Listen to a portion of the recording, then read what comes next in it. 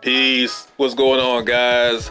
I was just thinking about the whole topic of MGTOW and the whole topic of being a quote unquote red pilled man. The whole thing about the Manosphere, the whole anti-feminism movement, the men's rights movement and stuff like that. And for like a couple months, actually I wouldn't say a couple months, but maybe for like a year, maybe a year and a half, I've been coming across a lot of videos on YouTube, a lot of videos that talk about MGTOW. And if you don't know what MGTOW is, MGTOW stands for men going their own way, which is kind of like, I wouldn't call it like you can say it's an anti-feminism movement, but it's more than that. It's pretty much a movement of men who are like pretty much tired of women screwing them over. MGTOW is kind of like a movement of men who are like, they've been through divorce, they've been through the whole child support kerfuffle. They've been to court. The woman screwed them over with alimony, and the men end up being broke, dragged to court, paying child support for kids that are not his kids and stuff like that. The whole gambit, the whole kid and caboodle, for lack of a better word. Dealing with that drama. Dealing with an ex-girlfriend, an ex-wife. Stuff like that. That's what MGTOW is. It's pretty much men who are sick and tired of being screwed over by women, to the point that a lot of them, they don't date anymore. They don't get married anymore. Some of them don't have sex anymore. A lot of them, they're getting sex dolls and shit like that. What I'm saying? That's pretty much what MGTOW is. It's kind of like men who are sick and tired of women screwing them over. So they're like, hey, fuck it, fuck women, what I'm saying? It's not a gay thing. They're not gay or nothing like that. They're just like, the women are trouble. All these bitches and hoes screw me over. So, what I'm saying? So fuck women, that's pretty much what MGTOW is. Men who are just sick and tired of being screwed over. Yeah, I can understand that, what I'm saying? I'm not knocking MGTOW. I don't consider myself MGTOW. But one thing about MGTOW is, like, when I watch those videos, they make a lot of excellent points that I never thought of before, that I never paid attention to. What I'm saying? And same thing with the pickup artists. They make some good points. The MRAs make some good points. The anti-feminists make good points, and it goes to show you that, the society is deteriorating, because of feminism, which is, and I'll tell you the story of a friend of mine who told me, like, a long, long time ago. I was probably like in my late teens, early 20s. A friend of mine told me what feminism is. He pretty much told me that feminism is pretty much the belief that women are better than men. When he told me, that was pretty much his own definition, but that kind of like stuck in my brain in my early. I was maybe like 1920 when I heard that. What I'm saying? When he said that to me, I was like, that kind of like stuck in my brain. It's like, hey, that makes sense. Feminism is a belief that women are better than men. And I still hold that definition in the back of my head to this day. Because even back then, I wasn't into the whole anti-feminism thing. I wasn't even clear what feminism was. But when he told me that, I was like, hey, that makes sense. That makes sense when I look at it now. Say with this whole, this like, when he told me this, it's like back in the early, I would say maybe late 90s when he told me that. And now when I look in the media, they're always talking about like the Me Too movement, these men getting charged for false allegations of sexual assault and stuff like that. And, you can see the mind control. It's all mind control when you really think about it.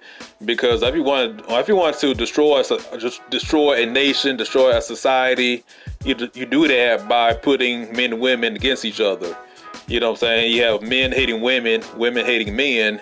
If there's a competition, then that destroys the family. And if you destroy the family, you destroy the civilization.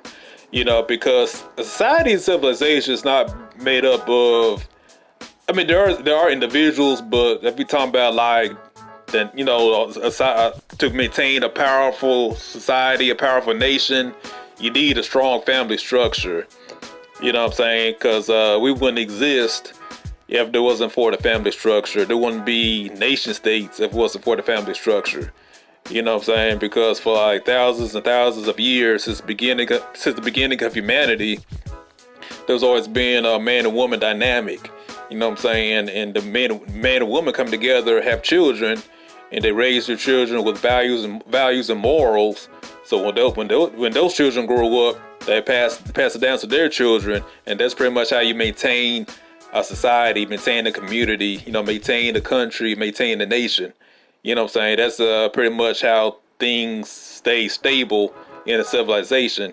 And if you destroy that, if you just have like single people walking around, you know what I'm saying? I mean, shoot, 20 years from now, there probably won't be a United States if this keeps up. You know what I'm saying? Because, there was all about the birth rates are going down, people not having children anymore, people not marrying anymore. So eventually, if that accumulates, if that keeps up, you know what I'm saying, it's going to have a drastic effect on the future. You know what I'm saying? So if you really think about it, it's really like a strategical, diabolical plot to destroy the fabric of society. And, a lot of people don't see that because you have a lot of adults still acting like kids.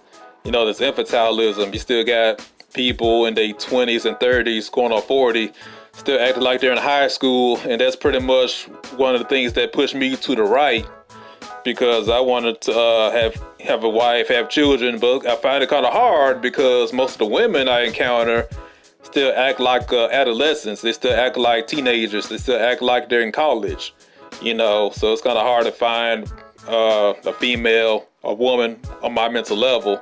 So that's pretty much how I got into like the whole right-wing anti-feminist thing, Yeah, but, I just want to share that. I'm not going to make this video too long. I just want to share my little insight into this.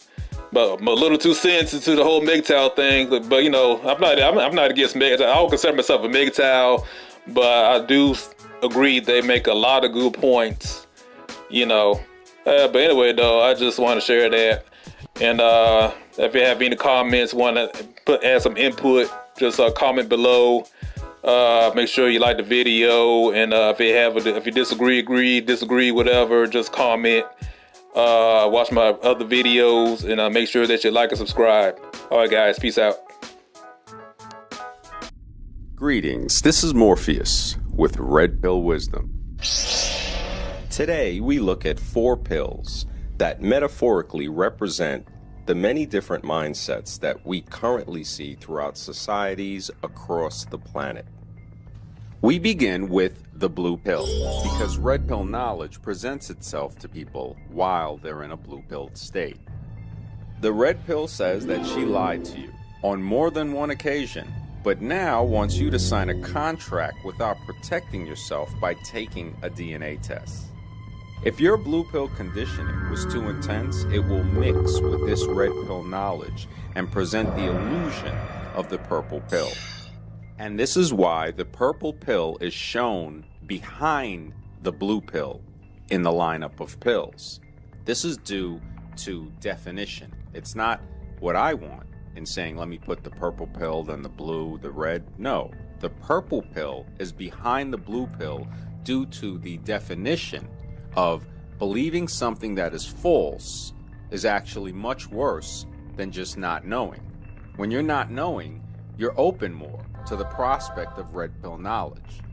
Purple pill is basically getting that knowledge and having it infected by your blue-pilled conditioning, and now you're in a state of excuses, which brings us into the triangle of ignorance. At this point, all red pill knowledge will be filtered through previous blue-pilled conditioning, and eventually red pill knowledge will begin to evaporate altogether. This cycle of stupidity allows a man to receive vital information and dismiss it as if it were propaganda. He no longer thinks according to the red-pilled evidence he receives. He believes what he is told. And this is where it begins and it ends. Belief is a very broad view that is incomplete. Knowledge is accurate, which gives it an attribute that allows it to precisely determine the position of objects, places, and most importantly, our thoughts. Where is your mind at? Have you joined the culture of make-believe? Or have you decided to get out of fairyland and leave Fantasy Island for a taste of reality? Whether it is a vacation or if you plan to stay here permanently, there is a battle going on. Due to the fact that knowledge is power, and the power of the red pill has been infiltrated, cloned by those who would blue pill the world.